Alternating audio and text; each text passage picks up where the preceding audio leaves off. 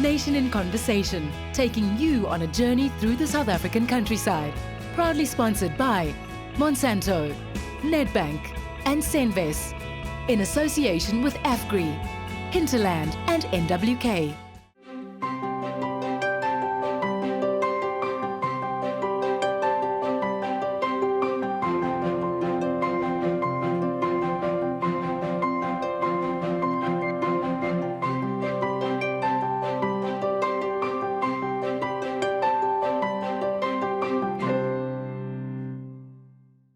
Welcome to Nation in Conversation, on a journey through the South African countryside.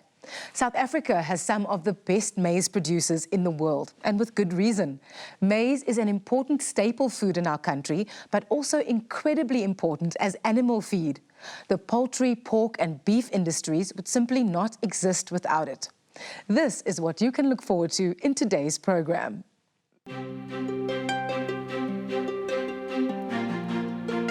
In Homegrown, we explore the so-called Maize Triangle, as well as NAMPO Harvest Day that takes place in Bothaville annually.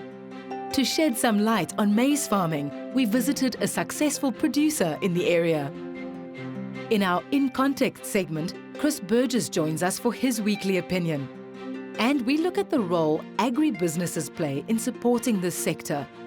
Finally, in Dialogue, Theo welcomes his guests in studio for an in-depth discussion on the maize industry.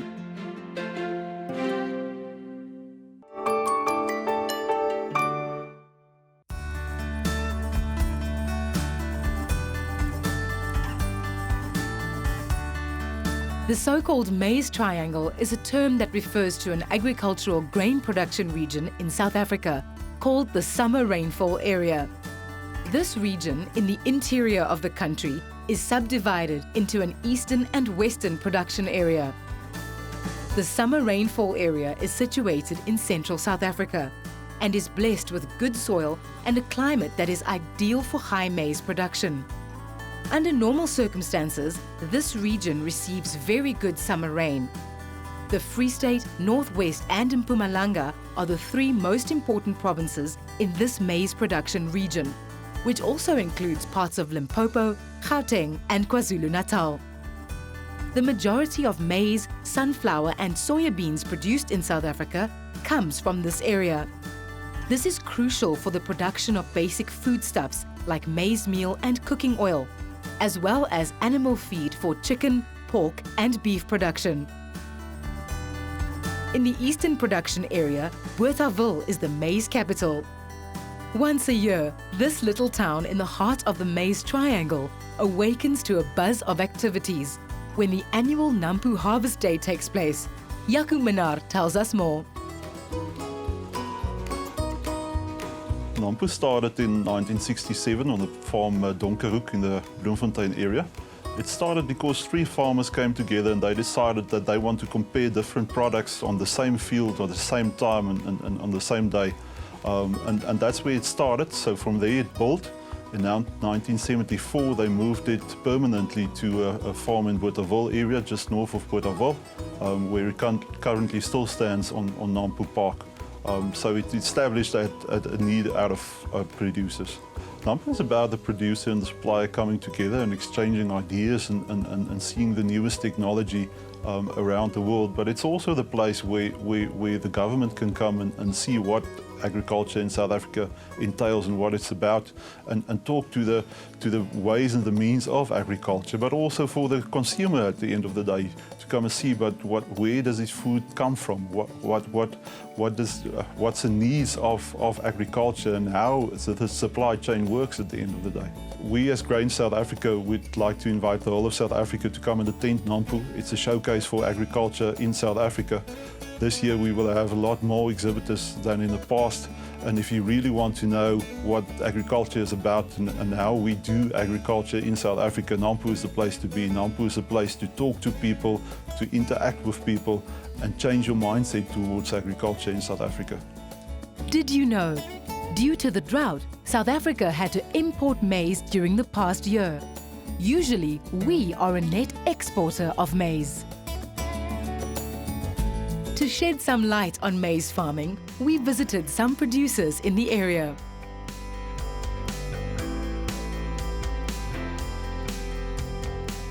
company's name is SIS Farming Group, Pty Limited. The SIS comes from my dad and his two brothers' initials, so it was Solomon, Isaac and Samson, who basically started farming. They took over from their father in the late 1958s and then in the 60s, 70s. And then my wife and I, we'd graduated from university, we'd sort of done our articles. The business was operating, we could both sort of fit into it in that she was an accountant and I could do farming, and I grew up here, I understood it. So we came back to my roots. We currently have a permanent staff of 350 people. We have seasonal labor that come in to do a potato crop of approximately 200 people who sort of work December to April. The permanent staff it starts at the top from having financial accountants, debtors, creditors, clerks, office admin, and then breaking it down into an organogram, feedlot, chief operating officer in a feedlot, chief operating officer in your maize and your potato department, someone who's in charge of your irrigation.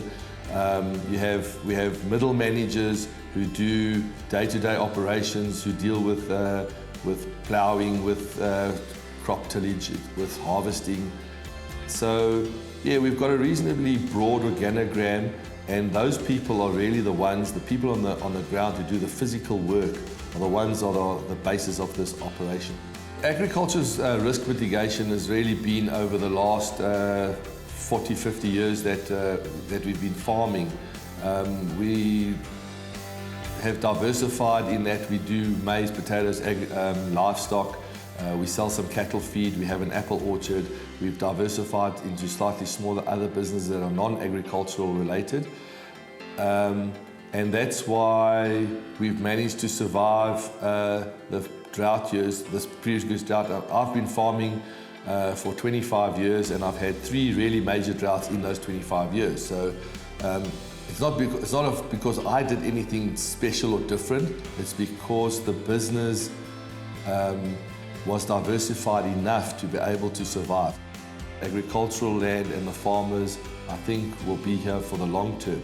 And I think it's important for us to be here, to survive, to be able to contribute to the South African economy, to be able to employ people, that we're not forced for the wrong reasons to mechanize and to really put people on the breadline. So from a personal point of view, from a moral point of view, I believe that we should be employing as many people as we can and creating those jobs that a person can, for his own self-esteem, get up in the morning, do a decent day's work, get a decent day's pay for it.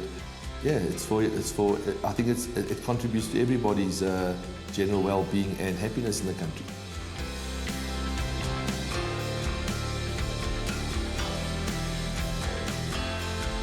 Did you know? South Africa, Mexico and the USA are the most important exporters of white maize for maize meal. It's evident that South Africa has some of the best maize producers in the world. After the break, Burgess from Landbouweekblad joins me in studio.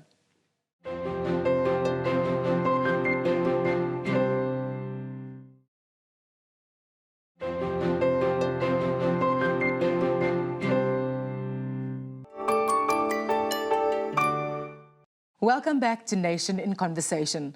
Please remember to join the discussion on Facebook and Twitter. With me is Burgess, Editor-in-Chief of Landbouweekblad, to discuss South Africa's world-class maize industry. Welcome, Chris. Thank you. Chris, maize producers are going through a pretty tough time. Well, I mean, we've had pretty good rains, so the predictions are that we're going to get a normal harvest this year, about 12-13 million tons. But last year, of course, was the real disaster year, 2015-2016 season. And what people don't realize is that a lot of the farmers in the more western areas, I mean, that was the second, third year of really dry weather. So a lot of these guys had already come out of 2-3 seasons with significant amounts of debt. And as you know, debt is the first thing that gets serviced. So that got farmers into all sorts of cash flow problems. But I mean, you know, in the 2015, end of 2015 December, I mean, those areas were still looking like Saudi Arabia. I mean, it was really apocalyptic. And here on the 15th of January, when the rains came in 2016, the farmers decided, this is time to plant. And it was quite extraordinary. Within 10 days, they had planted 700 hectares of maize. That's at a tempo of, 1.26 million pips per minute. And it's just sort of a testament to the quality of farmers we've got and the technical expertise that they are capable of planting with. And that's quite an achievement. Oh, it's an extraordinary achievement, really. And I mean, I don't think there's any other country in Africa that could do that.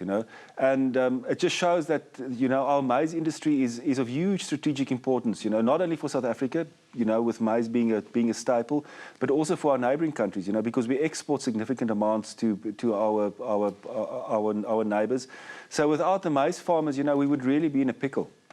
Behind every producer is an agribusiness. We visited Francois Strydom and Doma Swanganyi from Senves to find out what role these organizations play to support producers.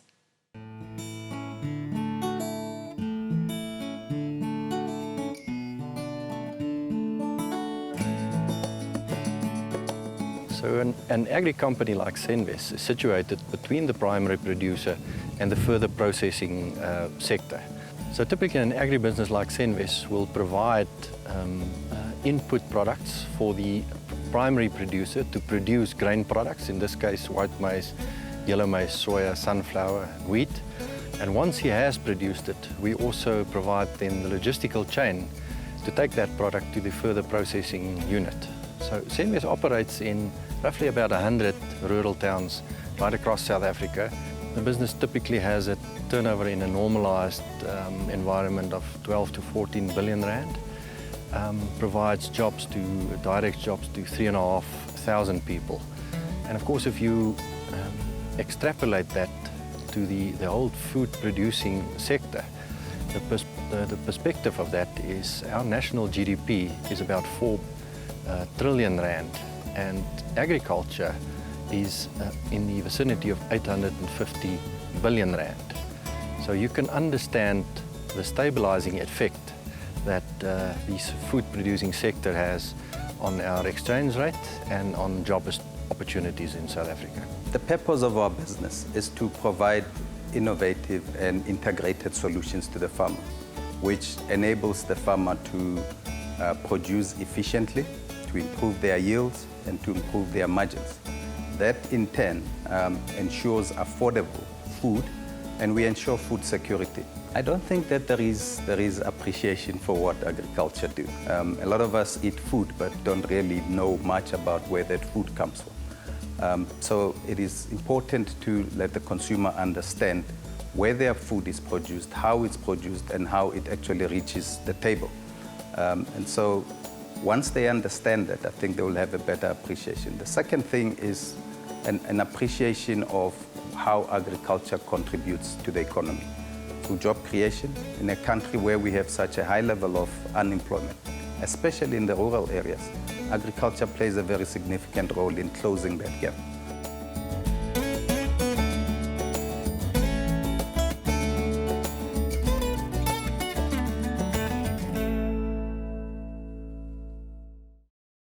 Thank you. Very insightful. Chris, what does the future of maize farming look like? Well, I mean, with climate change, one can expect the western parts of the country to get drier and hotter.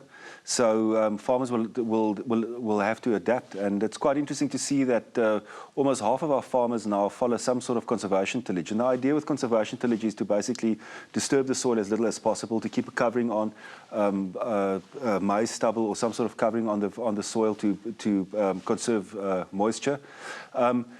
And then, of course, the technology is changing rapidly. I mean, there's a lot of talk about data farming, where mathematical algorithms will help farmers make decisions, and those decisions will be based on hundreds of previous case studies. So farmers will be able to make the best possible decision at the best possible time. And then, of course, all those drivers of the of maize farming will still be there. The machines will get bigger, the cultivars will get better, and I think the farmers will get bigger. Thank you, Chris. After the break, Theo Vorster is joined in studio by his guests to have an in-depth discussion around this critical industry.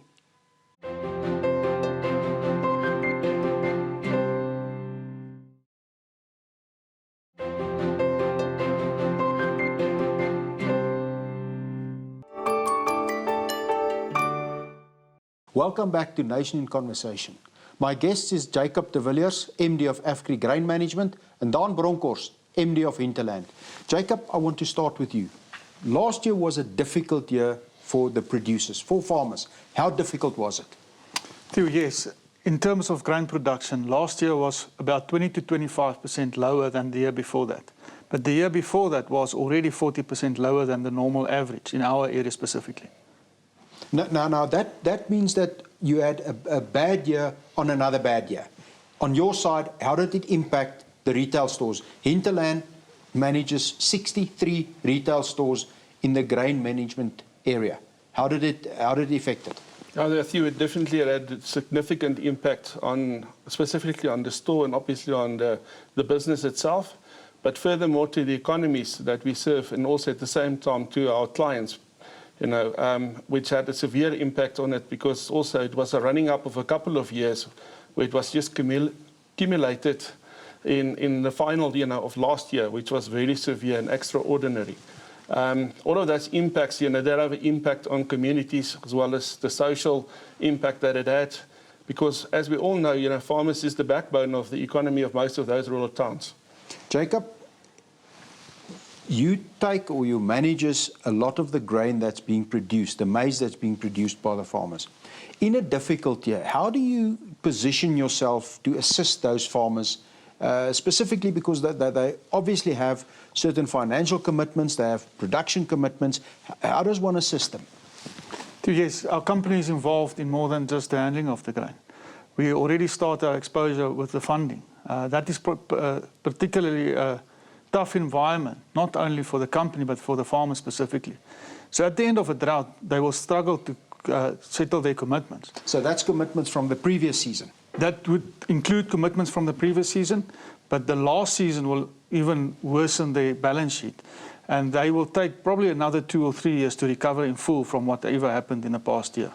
That also must have an impact on your side. Your sales are not there. Your customers struggle to pay. How do you manage it? So how we manage it is actually took really hands with the finance, the guys that's doing the finance for the input supplies, where we actually sat down and said, okay, how can we actually assist our clients, to make sure that they remain in business because we need them as much as what they do need us. So we took hands and we really look, at our customer base individually, and individually we actually looked to say, okay, how can we ensure that we sustain the business, from the customer side, not only from our side. And then we also came up with some margin, I would say margin limitations with regards to certain products which was in desperate need to the customer to enable us to supply that.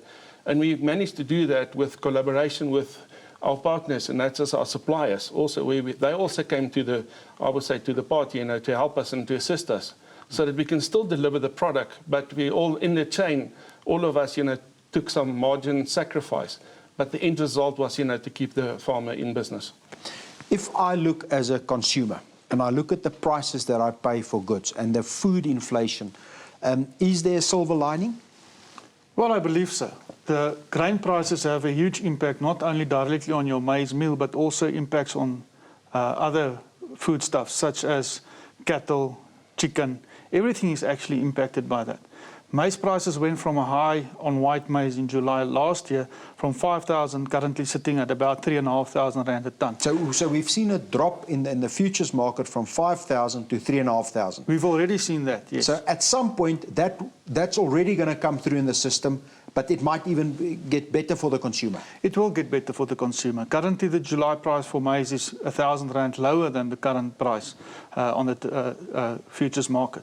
I think what we also need to understand is that the foreign exchange have quite a severe impact on the prices of maize, whether we want to know that or not.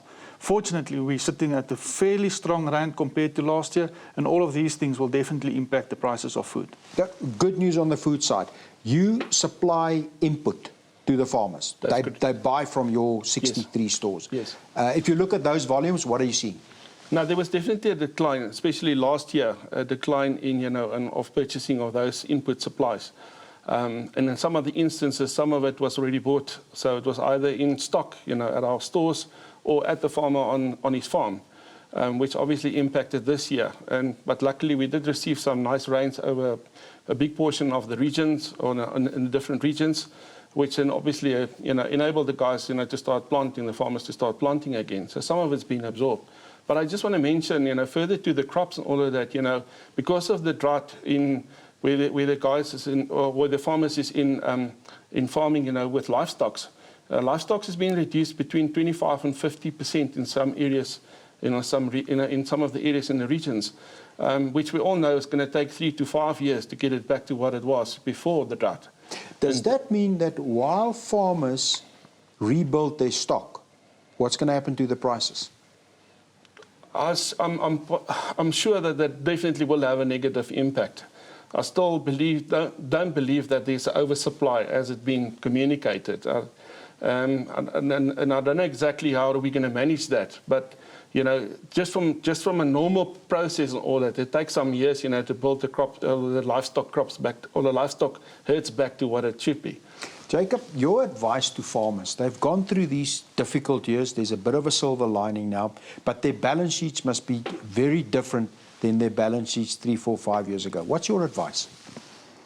Well, Theo, I will not necessarily give advice to farmers. I think we've got pretty good farmers out there. They've been tuned through difficult times. They don't get the support that farmers in other countries do get. They're pretty much on their own. They're businesses, and they are flourishing businesses, and there are farmers that actually have very good balance sheets. They will know what to do next. I think they will cut down on capital spending. They focus on the next crop. It's a very tough environment in South Africa to get your grain pricing specifically correct. But they've survived worse than this, and I think they'll be back up and running within the next 12 months. Farmers will be back up and running in the next 12 months. Your stores are in some of the rural communities that were hit hard by this, not only by the prices, but the lack of foodstuffs. To what extent were they assisted, and to what extent do you think we'll see those communities recover? I think the assistance, from a national level could have been better.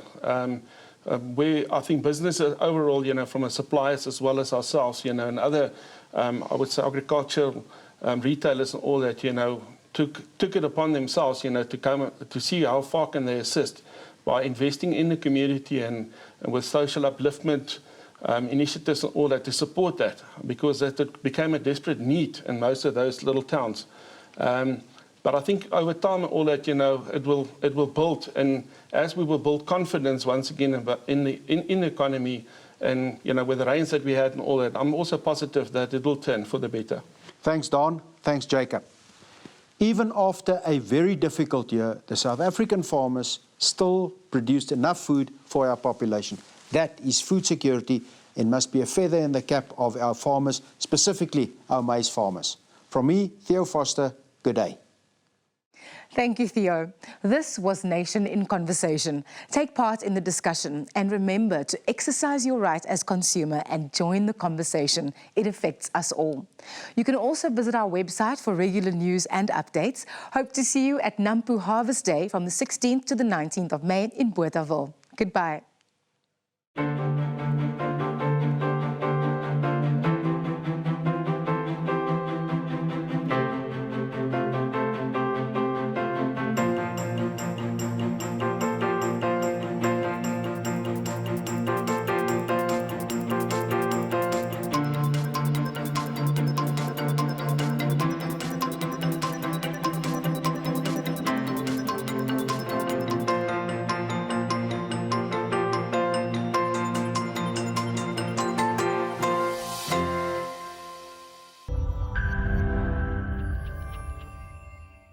Nation in Conversation, taking you on a journey through the South African countryside.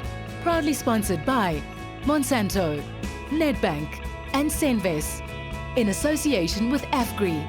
Hinterland and NWK.